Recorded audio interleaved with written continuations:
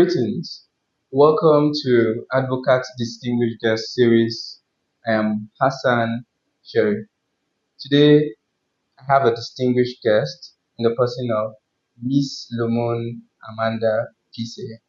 Miss Lumun Amanda Feese spearheads transformative initiative in Nigeria's mining, steel, and industrial sector. She currently serves as the facilitator of the Manufacturing and Mining Policy Commission of the Nigerian Economic Summit Group. And of course, she's currently leading efforts to transform Nigeria's industrial and mining sector for greater impact. She enjoys, exploring diverse interests, including, external literature, home improvement, and recently started playing chess. She hopes to break the world record someday, as presently set by Tunde Onapa. Join me in welcoming Miss Lumun Amanda Feese, our distinguished guest for this series. Welcome, to our distinguished guest series. It's a pleasure having you. Thank you. A pleasure being here. And we're rooting for you on with your potential of breaking the present world record in chess. I hope you'll be standing behind me. Hopefully. Thank you once again. Thank you for having me. It's a pleasure. Suma, you would agree with me that Nigeria is rich in mineral resources. So much so that between the 1960s and the 1970s, the Nigerian economy was powered essentially by the mining activities in the country. Um, in a recent report, it showed that around 0.717% of the Nigeria's GDP is presently being generated through mining activities, just to show the depth of mining activities, especially as it relates to the income generation for the country. And as you'd agree, Nigeria needs as many means or medium of generating income as it can. Mining has or is offering so much potential. So could you, from your wealth of experience, share with us what you think might be the bane, dragging, or not allowing the mining sector to come to its full potential? Well, as you said, as you noted, the mining industry has great potential to transform Nigeria's economy actually in terms of revenues, jobs, and providing a pathway to industrialization.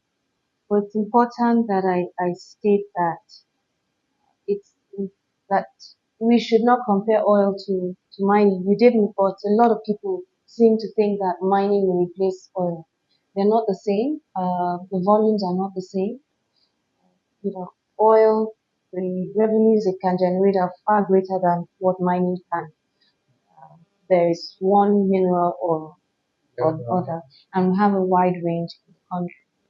So, um, in terms of job creation, in those communities, in terms of rural development, in terms of providing minerals for the industrial sector and for industrial activities. That's where the benefits would come from.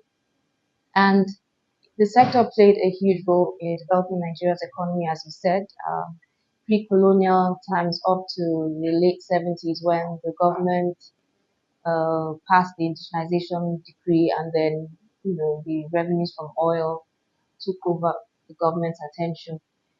However, when other countries that also nationalized their mines in the 60s and 70s, when they started to modernize and liberalize their sectors, their mining sectors in the 80s right up to the 90s, Nigeria didn't join that bandwagon.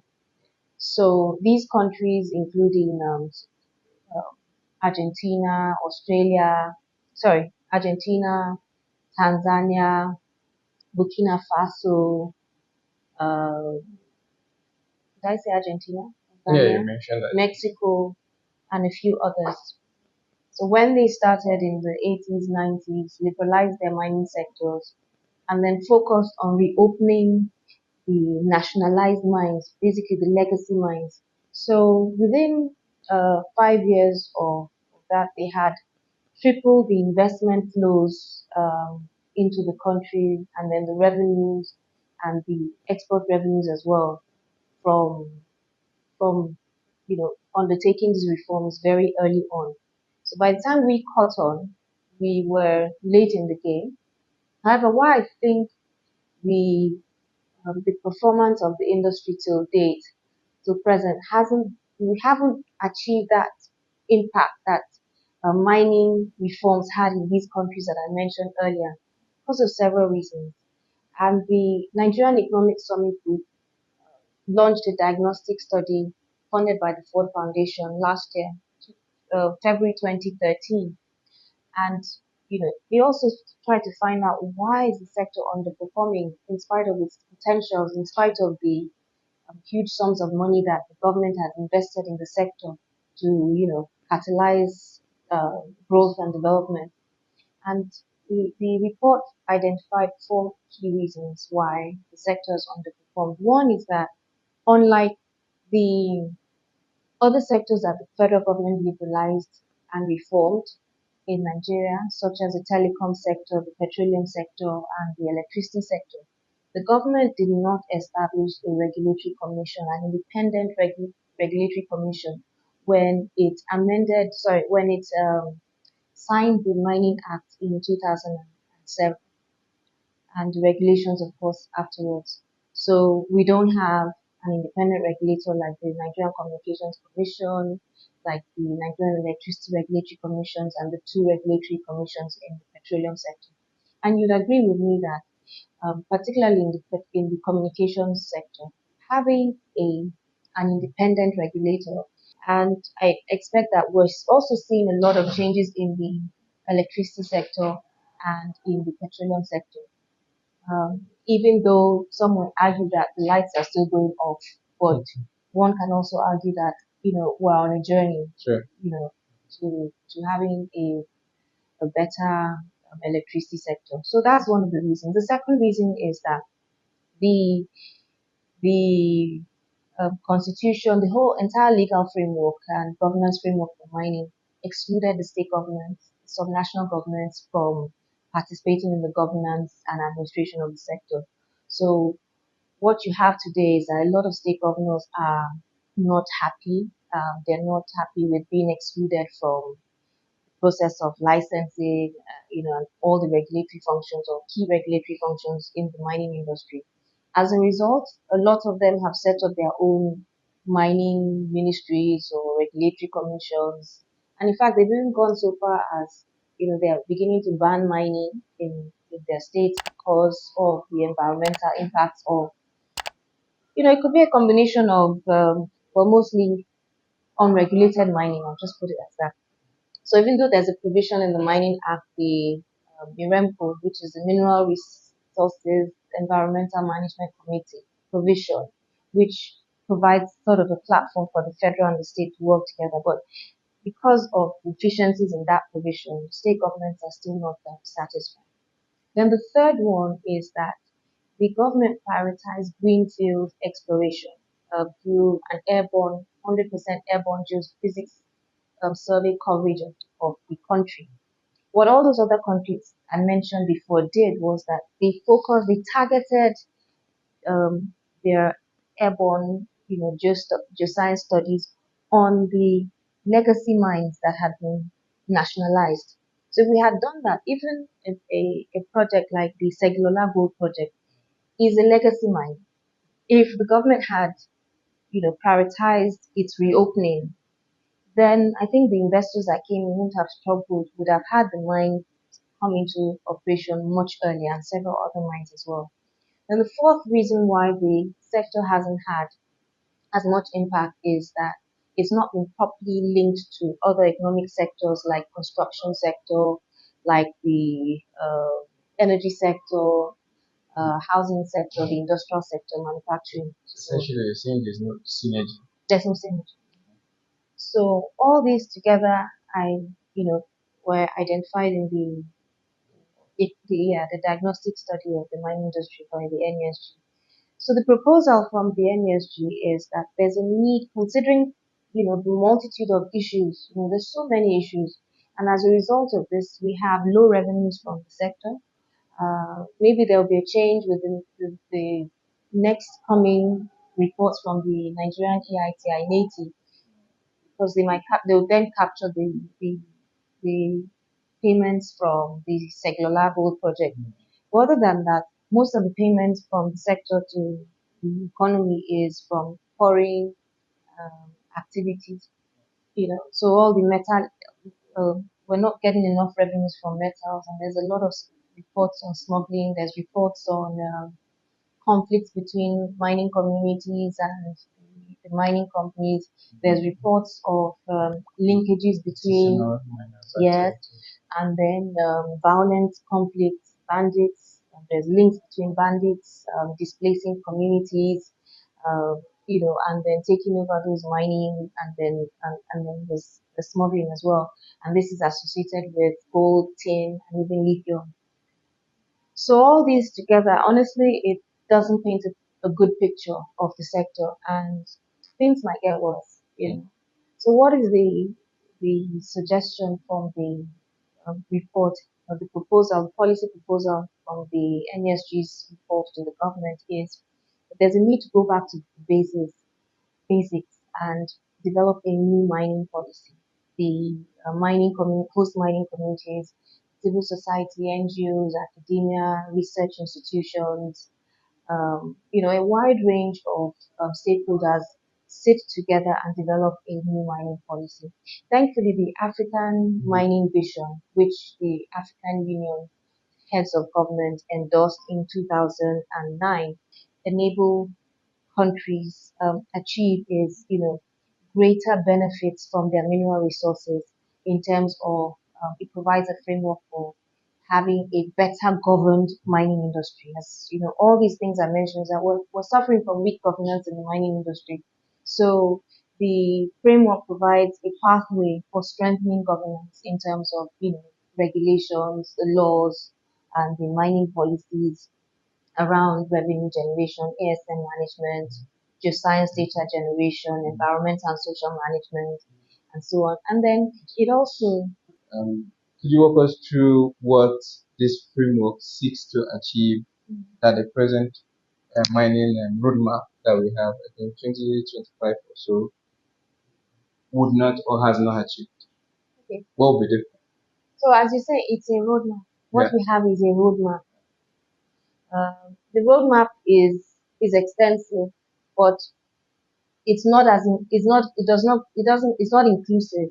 So if you want something that is, more expansive, then the African mining vision, and in fact, I think it's not a requirement for every government, but every government is encouraged to align their policies. So once we now have a new policy, and something else that the policy also, the AMV, African Mining Vision, also provides is it's a framework on how a country can build industrial activities around its mineral resources, right? So that a country starts to manufacture the equipment that will be used in processing and extracting minerals in a sustainable way, and then the downstream industries. So you can take gold from the upstream right to the downstream. So it provides that framework so that we no longer export our minerals in raw form, but we build industrial activities around them. And then, after that process, then regulations follows. So, So you think the AMV should be a precursor to the amendments, any amendments as it relates to the mining sector? yes, As you rightly highlighted earlier, I think you mentioned four also of no the reasons why the four mining key reasons. four key reasons why the mining sector is not as viable as it ought to be. So, and one of them you mentioned the issue of non-inclusion of state governments. You mentioned I think you mentioned the Lack of a regulator. lack of regulator and whatnot. So I've had a look at the present bill before the National Assembly, especially as it relates to repealing the Mining Act of 2007. Do you think that the recommendations of the NESG and the African Mining Vision are aligned with the present, proposed amendment, in the mining bill as we have presently before the National Assembly? I'd like to commend the National Assembly, the House Committee on Solid Minerals for drafting that bill. They join a number of stakeholders in the sector that are, not happy with the performance of the industry and want to see some change. So, but that said, I again, you know, would prefer a process where that's, our recommendation is that start with the policy first. That's really the key messages to the federal government to start with the policy first, bring all the stakeholders together, um, and then use the African Mining Vision, bring, the support from the African Mineral Development Center. So thankfully, the AU set up a specialized agency called the African Mineral Development Center to support member countries, in that process of mainstreaming the AMV into the mining policy. So from that, I think we can then arrive at a better understanding of, a shared and common vision of how this industry should be. And such, to announce, I think the amendments to the Mining Act, it's really focused on strengthening regulation. What we're proposing at NESG is there's actually room for the federal and state governments to collaborate, with each other to govern the sector. There's some aspects where I think our recommendations are in fourfold, or three or fourfold. One is that there are some issues that the federal and the state governments can collaborate together. So, for instance, in licensing, in giving out licenses, there is room for the federal government and the state governments to collaborate in that process. But currently, it's just the mining cadastre office that issues the license, and then after that the mining company then goes to the state to acquire apply for land title or so. So, but there's room for both of them to, participate in the process as it goes along, where the state governments also, not part of the approving, but also at least they're part of, doing the due diligence or, participating in that process of giving the companies license. Then there are some areas where the state government should only play a role because of their proximity to the mining activities. For instance, the federal government could develop legislation on environmental management and legislation on environmental management, and then state governments cascade it into their own laws, and then they then monitor the activities of the mining companies in collaboration with the federal government, and maybe also licensing of artisanal and small scale mining activities, which probably they can do in collaboration with the federal. Then there are some activities that we feel only the federal government should handle because they are complex tasks, like setting royalties and rates, and then they can also collaborate in investment promotion of the sector. And the federal government also should handle things like geoscience data generation because of how complex it is, and it might take time for state governments to start to build that capacity, and it's quite expensive as well. So there's room for collaboration between the two of them. Um, so that we have a better investment climate. So that's why I think that it would be good for us to start with the policy first, where all these stakeholders come together, and then in the regulations, then, in the law, it's clear which role the federal would play, which the state would play, and where they can then collaborate, and then the role of other stakeholders as well, civil society and the communities will be clearer in the act. I think that would have better impact on our economy and create a more harmonious relationship in the industry, which would ultimately affect Nigeria's global competitiveness. You know. Thank you so much. That takes me to another question. Um, I know the concept of a national mining company is not something new. Because I know there are countries like in Saudi Arabia who are sterling examples of how national mining companies can work and work effectively. What do you think of that concept for a country like Nigeria? Well, as you know, we have the Nigerian Mining Corporation, Yes, right, cooperation. which is similar to the Nigerian National Petroleum, the defunct Nigerian Yeah, National national Petroleum cooperation. Corporation. So you can, I guess, as good as mine, know, how that functions. It had its good side. It probably made some discoveries and so on. But this was based, the decision to eventually liquidate the NMC it was just a decision the federal government took in 99, the Obasanjo administration, to move, transition to a private sector led economy. So, with the passage of the Petroleum Industry Act, we now have the Nigeria NNPC Limited, right? Yeah, Yeah, Petroleum Industry Act yeah. will now have NNPCL. Yeah. So I believe that's the same direction they want to take. Well, whatever name they call it. Well, I've actually glanced through the bill. I'm not sure I saw any portion of the bill that relates to the creation of a private, national mining company or gives the leeway for the creation of such. So,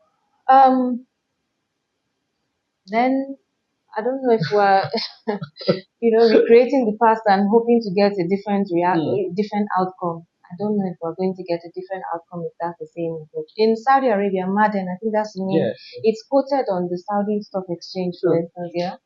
And I think the motive is, it's part of the Saudi Arabia government um, drive to diversify from oil, and they're moving at a fast pace. So I think that's the motive behind that. So they have the funds to back those kind of investments, and more importantly, is governance. The way things operate in Saudi is, I would say that governance is probably stronger than what we have here in Nigeria. So the outcome is different. Another country that's done that is Zambia, when they privatized the copper companies on the subsidiaries of the Zambian Copper Consolidated Copper Mines uh, Corporation. So they now set up a holding company that retains some equity share in those privatized copper mines. And that holding company is quoted on the Zambian Stock Exchange, one stock exchange, and the Paris Junior Share Exchange, and it's also diversified beyond mining. So, but it's just a holding company. So I'm wondering even if we shouldn't just do that. So the consolidated tin mine is still being held in that process, and I think it's important that whatever it is, we need to sort that out so that we reopen those tin mines. All right. I know the Ministry of Solid Minerals Development recently launched a revised guideline for community development agreements. Could you walk us through some of the benefits this is meant to, bring forth for the mining sector? I think it's a good move because it addresses some of the gaps in the Mining Act, you know, about who is a community. So, the loopholes in the act that maybe some mining companies can, and then, from there, then have a new mining act regulations, and then uh, administrative frameworks that would, follow that chain. So I think it's good for now, to create some Stopgap sanity. measure. Yes, a Yeah. stopgap measure. But eventually, we should be getting to the point where we need, just like in the petroleum sector, start to use trust, Yeah. foundations of trust to support the communities, and then be very clear on what those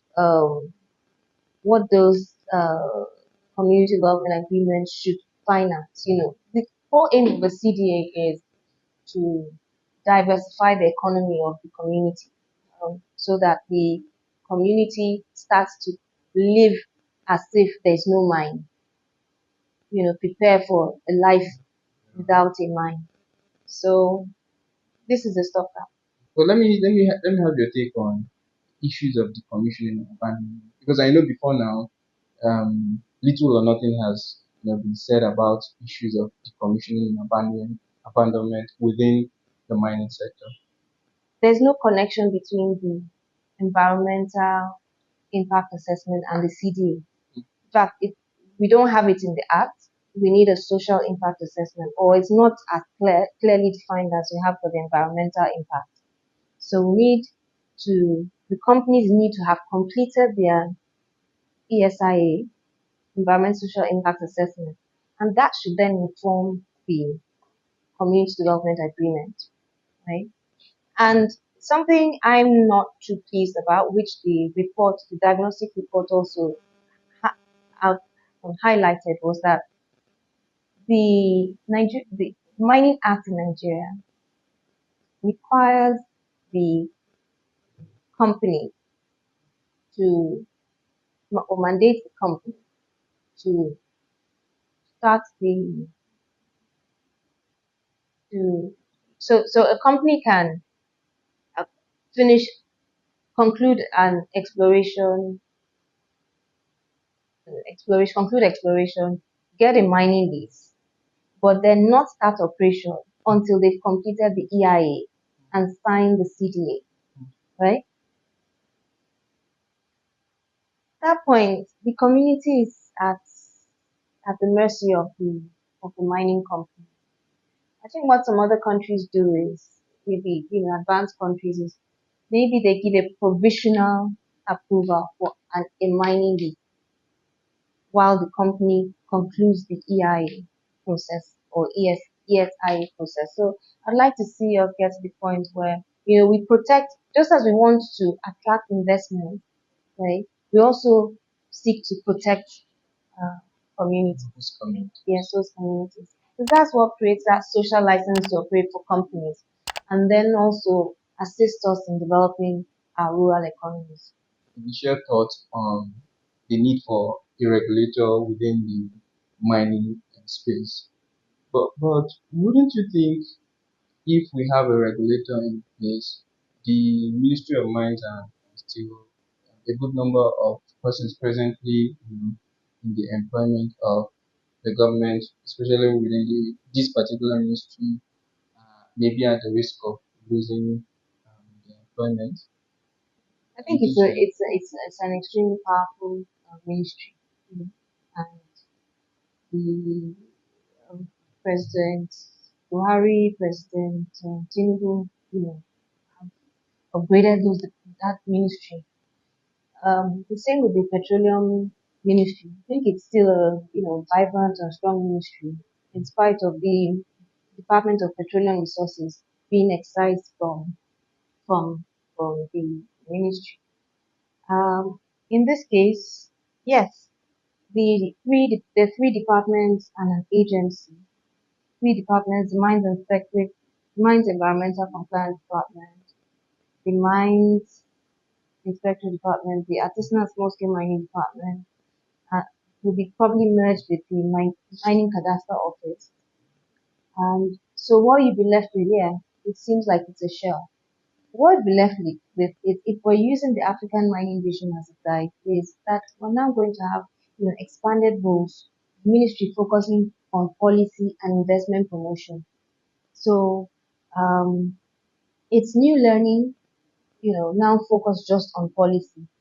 research, policy, sector development, investment promotion, uh, and I think it's really about restructuring the ministry so that it can play its new policy functions. So grateful for that insight. I'm sure the government will definitely look into some of your Yeah, laudable but again, as I recommendation. say, our preference is this, let's proceed, in a linear fashion. Let's develop a new policy first.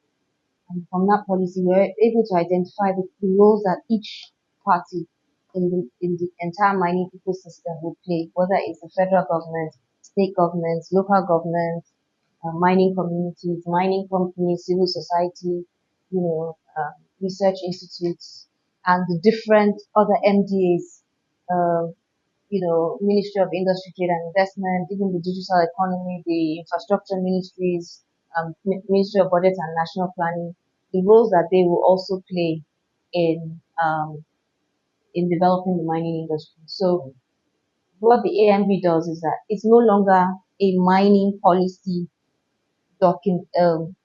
It's not a sector that is developed by just the mining industry, mining ministry, but it's a sector that is developed by the, the government along with other state governments and other stakeholders. Each party has a place to go. Infrastructure, energy. You need energy to power the mines. You need the mines to provide the raw materials for energy, for the energy transition, whether even for coal, It is a value chain. it's a value chain. It's a supply chain. It's a value chain. So the AMV is a development. So it's a developmental framework, for developing the mining industry. More or less, you're saying we should take a step Mm-hmm. in the right direction Mm. rather than run in the wrong direction. Yeah, yeah. We need to open the mining industry. It's an enclave. What the African Mining Vision does is helps a country to disenclave the mining industry. Open it up to the rest of the economy, link it with the rest of the economy, strengthen the governance of the sector, link it up. So our recommendation at the NESG is let's start from the basics, let's rebuild the foundation, and then when we have a new, shared policy, then we can start to talk about the appropriate laws that we need to put in place or amend, I think, and then the regulations to implement the act, and then the administrative um, structures to support the regulations. Thank you. Thank you so much for that.